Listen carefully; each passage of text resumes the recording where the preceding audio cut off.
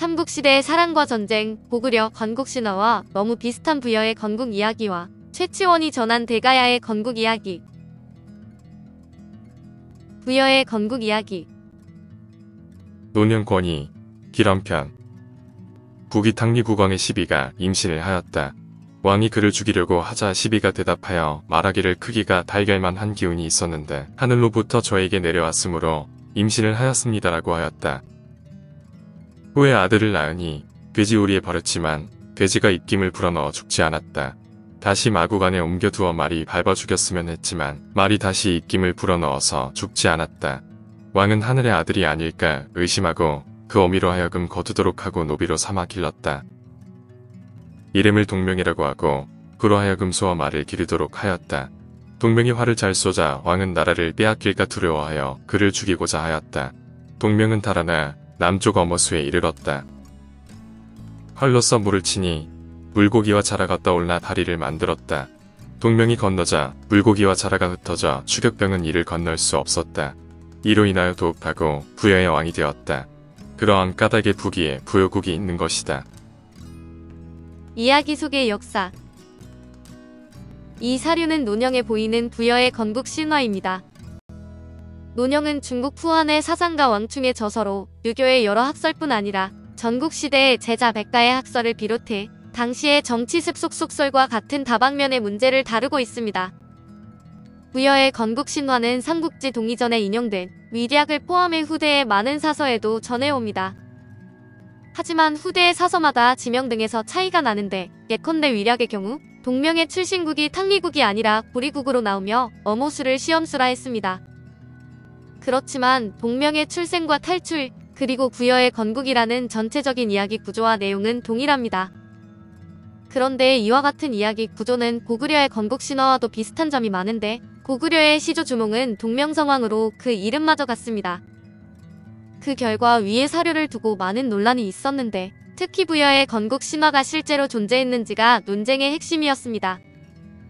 고구려의 건국 신화를 잘못 기재한 것이라고 보기도 하며 부여의 독자적인 건국 신화가 존재하였다고 이해하기도 합니다.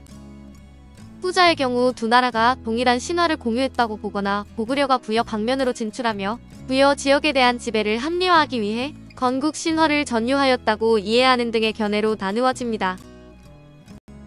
대가야의 건국 이야기. 신증동국 묘지 승남 권 29 경상도 고령현 건치현역. 본래 대가애국이다. 자세한 것은 김해부의 산천조 이하를 보라. 시조 이진 아시왕 내진주지라고도 한다부터 도설지왕까지 무릇 16세 외 20년이다.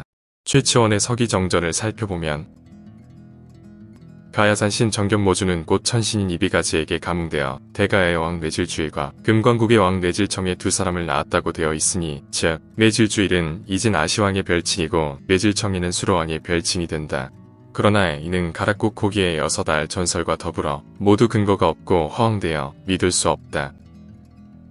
또한 석소능전에 대가애국의 월광태자는 곧 정견의 10세손이요 그의 아버지는 인해왕이라고 하며 신라의 결혼을 청하여 이천비집의 딸을 맞아 태자를 낳았다고 되어 있으니 인해왕은 곧 뇌질주일의 8세손이다.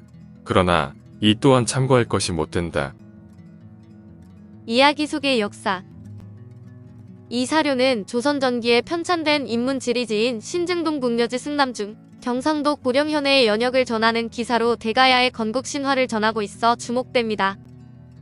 대가야의 건국 신화는 흔히 이진 아시왕 신화라고도 하는데 금관가야의 수로왕 신화와 더불어 가야의 건국 신화를 대표합니다.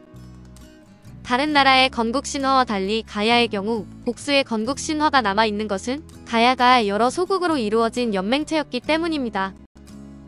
다만 금관가야와 대가야의 건국 신화만 남아있다는 점은 이들이 가야 연맹의 맹주국이었음을 시사한다고 볼 수 있습니다. 대가야의 건국 신화는 다른 나라 건국 신화에 비해 내용이나 구조가 간략하지만 대가야는 물론이고 가야 연맹의 체제나 성격을 이해하는 데는 중요한 사료입니다. 대가야의 건국 신화는 신증동 국려지 승남 고령현 건치연역조에 수록되어 있습니다.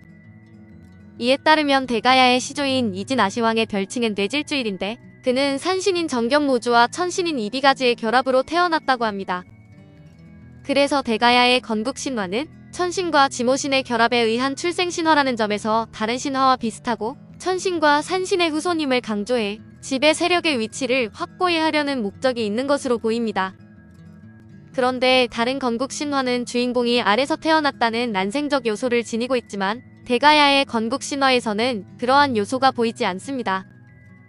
물론 정견모주가 알을 2개 낳았다는 민간 전승이 남아있는 것으로 미루어 대가야의 건국 신화에도 원래 난생 요소가 있었을 것입니다.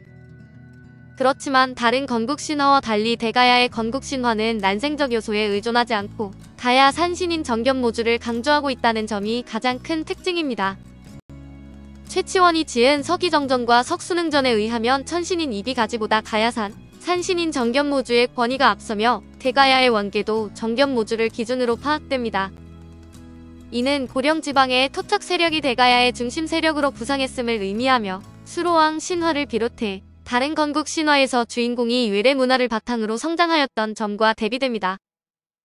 또한 대가야와 금관가야를 이끌던 중심 세력이 서로 계통을 달리하였음을 보여준다고 해석할 수도 있습니다. 그런데 서기정전에 기록된 것처럼 대가야 왕 뇌질주일과 금관가야 왕 뇌질청예가 형제 관계로 설정되어 있는 점이 흥미롭습니다.